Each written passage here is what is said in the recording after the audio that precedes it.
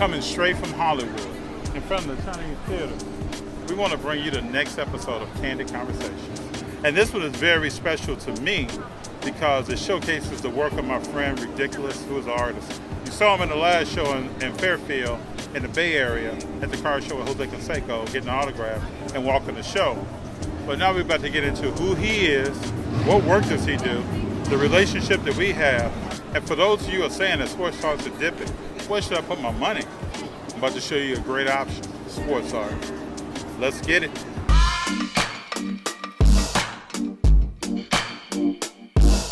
Jordan is the GOAT, period. So what's up with Russell Russell Westbrook in the playoffs? Let's talk about Are that. you trying to tell me that Steph Curry is not top 10 all time? Hank Aaron, he's a giant. Who is Bo? LeBron over here talking about he's seeing 3 of everything? Come on, man. This is Candid Conversations with FD. Hey, what's going on? It's your boy Ric'Diculous. Get at me on Instagram at Ric'Diculous Artist. So this is, it's still kind of in the works, but this is the studio right here. So you get to get a little behind the scenes. Sorry, it's still kind Fresh off the presses. Fresh Bang, off the bang. presses. There it is. Let's talk a little bit. Okay. Just give people your background, how you got into art, and then we'll talk about sports art. Because as Rick and I talked earlier today, I think we haven't even touched what sports art is going to be. People right now primarily focus on cards and nothing but cards. But tell people something about yourself. You know, I started painting when I was younger. I used to paint with my grandma, who was an amazing watercolor artist, and I never thought anything of it. It was just something that I really enjoyed. I loved doing like sketches all the time as a kid, and really big affinity with a lot of like LA sports teams. And thankfully, we had a lot of legends that rolled through. You know, the late great Kobe Bryant, Magic Johnson, the '88 Dodgers. So. I guess that also kind of helped, shape me in like thinking of like, the subject matter of like what I want to paint. I really have worked hard to not try to be pigeonholed as like a one-dimensional artist, but as you can see, I have a passion for sports and, pop culture. Mm-hmm. And so I think it kind of just went hand in hand. And, I started attending a lot of these like sports shows.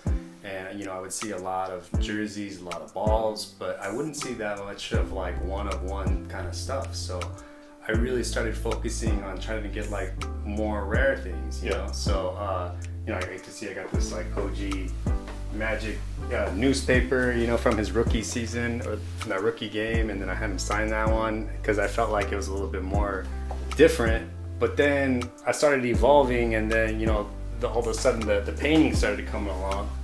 And, it just kind of took off. I wasn't sure if people would like it. I just tried to paint what I would like, and so that's where I usually, paint from is a spot for where if it's cool with me to put on the wall, then I hope it's cool for other people to rock it in their house. And Ric'Diculous gets into the autographs. As you can see, this is the autograph by Bo Jackson. And don't sleep on this. Yep. This masterpiece is autographed by Kobe the Bean himself. You got Mike Tyson on the wall. Tyson, and you gotta throw in there, you got a little Mike Tyson's Punch Out. This is for the older generation, but on an OG Nintendo case. So that's what I'm saying. Like I always try to get like the different kind of like stuff signed, But you gotta spice up the studio a little bit. I got the William the Refrigerator Perry G.I. Joe, So I was like, there you go, we got him, and yeah, I've got Muhammad Ali duking it out with the King, Elvis Presley. And I just Tribe Called Quest here? Yeah, this is signed by Jerobi. Nice. He was at a Sunday brunch and I brought the vinyl, and he was just real cool. And speaking of the vinyl, this is my vinyl collection right here. Mm-hmm. And I like to kind of just like spin different things like while I'm like vibing out in the studio.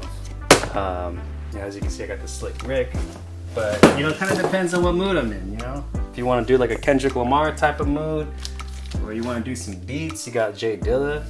Or if you really just like want to mix it up, I don't know what you got in here, but you can just do something crazy like house party, And we were listening to Dilla come up here. Really? And I was telling G that you listen to him all the time. All the time. All the time. I just live in Detroit. Oh, so yeah. I had an affinity for Dilla when I lived there. Donuts, man. Yeah. Yeah. That's Straight cool, up. man. There's so many layers to this guy that I still keep finding out, and every time I'm like, he's the coolest cat around. You know, you're gonna want to get to know this guy. I appreciate it. So what? I'm gonna tell you how I met Ric'Diculous. I'm flipping through Instagram several years ago, and I come across his artwork on his page, and I deliberated for like 3 weeks. I wanted you to do the Jackie Robinson piece. That's right. I said that I told my family and people at home, I'm gonna call this guy.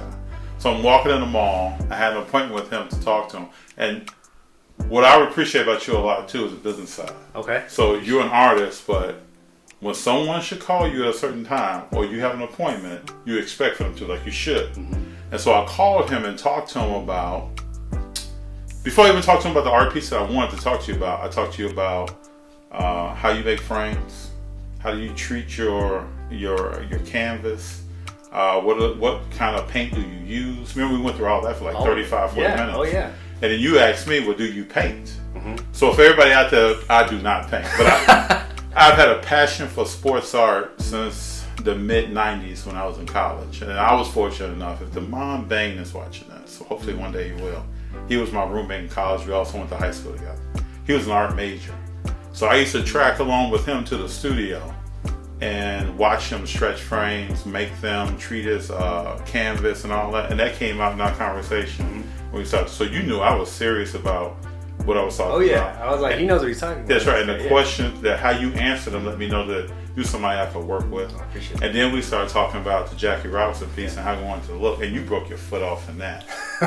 Talking about the history and what he represented and all that. And then we moved from there and Rick did a Kobe Bryant piece that spoke about his career from the time he was a rookie all the way through his career. And we'll show you that.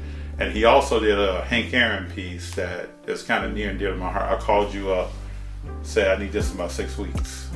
And you knocked that kind of a masterpiece out. And I put that foot on the pedal and we got it going, you know. But I knew that from talking to Fabian that there was something that about that piece that transcended just sports art. It was definitely very personal with his dad, and for me that put the, I want to say pressure on it, but just I really wanted to go all in for him on this one. And you know, I was really happy with the way it came out, and he was happy with it. And you know, since then it's just blossomed into, you know, he hits me up to do another one. I'm like, let's go, man. So I look forward to doing them. I always we'll keep doing them, you know. And, I'm gonna keep coming to you. Thanks, man. I appreciate that. For sure. Yeah, for sure. This right here, man, is just I can't even put into words. No, thank you, man. What this looks like, what it represents. This is so everybody knows. If you look at Candid Conversations, this is Jim Brown's last football game. 1965 NFL championship. He's playing the Green Bay Packers. And this kind of is the change of the guard in the NFL, where Jim Brown was on a team that was dominating before Super Bowls. And then this Green Bay Packer team beats him the next year, wins Super Bowl I, and goes on to continue to win Super Bowls. And it just shows the transition in history. Jim Brown here left sports, filmed The Dirty Dozen, and went on with an acting career after this game. And the Packers created a defense to kind of slow him down this day. They're playing in mud. It's a really filthy day. And maybe the folks can't see it at home, but what I was trying to do was really try to layer it with a lot of paint, so it would kind of almost give it like that 3D effect where it's gonna start popping off like the closer you get to it.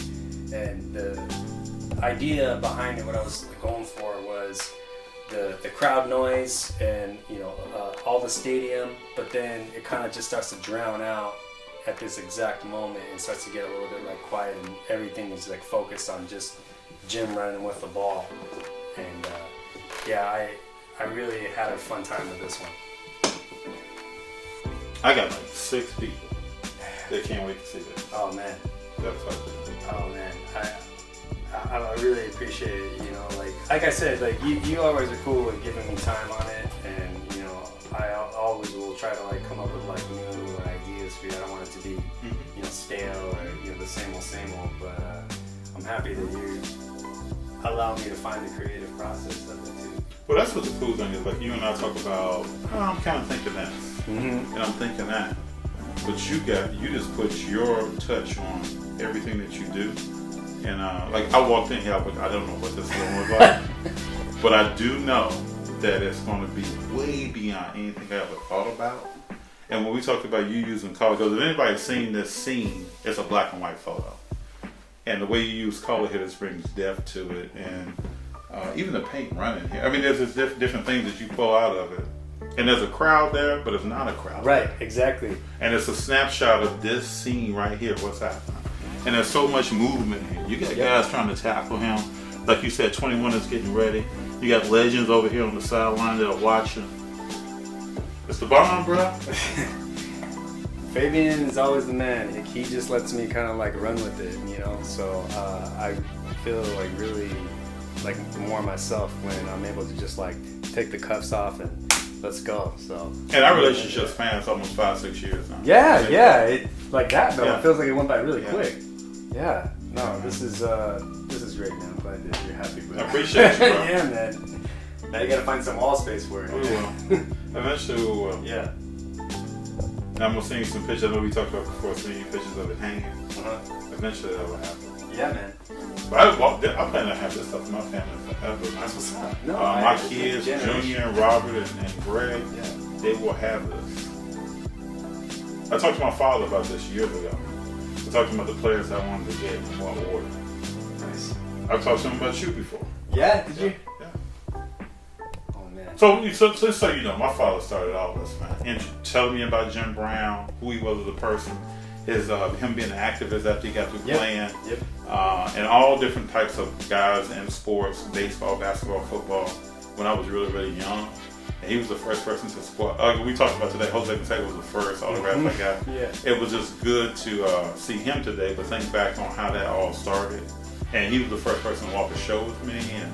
And I was a shyer kid. Yeah.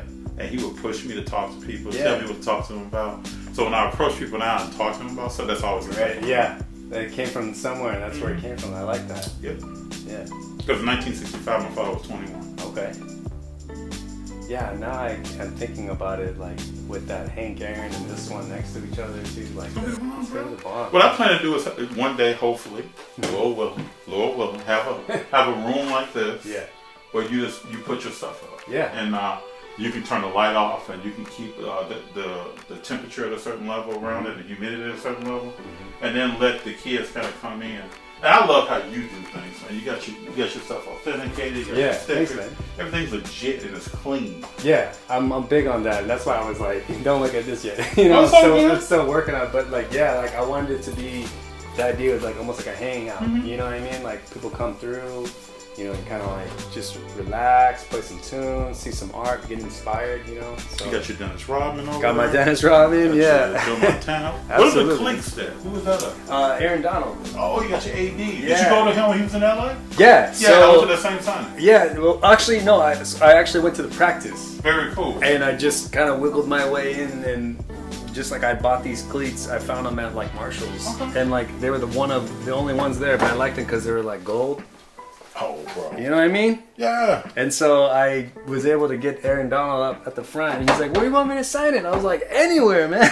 So I got the AD. Very, very nice. Yeah, I was like, I was saving these cleats for somebody like really special, you know, like. I saw Goff and I was like, sorry, man, I don't think it's click worthy. No, bro. Yeah, it's gonna be like AD or nobody else, you know? Very cool. Yeah, man. And this is for Gangsta Greg. Gotta give you a gift for coming through the studio, man. Thank you. Yeah, absolutely, bro. Show it to him. Oh yeah. Very cool. We'll add that to a special place. Yeah, man. And it's fine. Yeah, you can't come through to the studio without a little something, man. So. I like the Gangsta Greg tagline. Gangsta Greg, yeah, man. For sure. Bro, I appreciate you, man. You don't know how much. I told Greg when we come back, we'll say what's up, maybe have dinner or something. Yeah, of course. Doesn't even matter if it's about art or anything like that. No, sure. Just to spend some time. Oh no, we can just like get up, have some food, and good conversation. Yeah, bro. I'm there. Yeah. I love right down this street. We were walking across, and you can see the water just from here. It's insane. I saw a sailboat from my street. I'm like, what is that about? You know, like, yeah, it's a nice vibe over here, man. Definitely. Real nice, man. Yeah. sepia tones. Yeah. Kind of keep it in kind of like that. We talked about how you little were bit. gonna add color, and it adds a whole nother level. I feel really bad about this guy. I feel like he just witnessed all these good tackles being broken. Yes, and he's he's the man. next. He's next. You know, you got Lombardi kind of up in the distance, and like I was kind of thinking somehow like it's just like the Browns, you know, helmet, like the orange from it is kind of just like going into the atmosphere, like it's starting to spread. Yeah. You know, in the mud bowl. Very nice. Yeah, man, I had fun with this one. You gave me some time to work on it, so I was like, What, we great. talking about this in January? Yeah, I think so. So I was like, okay, great. Like, you know, the more the merrier. You know, I can go more in on it. This is wonderful. And you always please me with the dimensions you choose, man, because I love like big pieces. Yeah. You know. This is something else, man. Wow. And you can't. I don't know if it picks up in the light here, but I kind of put this like copper on the field, so it's gonna have kind of like this. This kind of like gold sheen, and when the light hits it in certain ways, you know. Very cool. I love this is the first one I've done like landscape like this, you know. And I'm like, I don't think it's gonna be the last. I really enjoy doing this. I don't even know what to say about this, man. Hey, just as long as you're happy. I'm very happy. Awesome, man. Very happy. I guess the last decision is I'll sign it for you. What? Yeah, I'm gonna say something.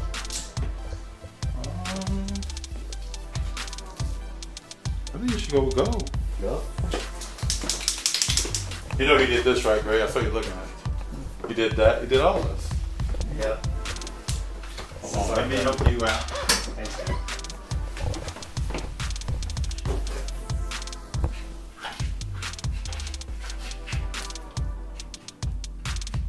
Put a date on there for me, bro. What is it? 20? 2021. Yeah. Wow. Appreciate that. Yeah, man. Rick, you or something, man. Appreciate you, bro. Appreciate you, man. Thank you so much. Yes, sir. Number love for you. Thank you. Yes, sir.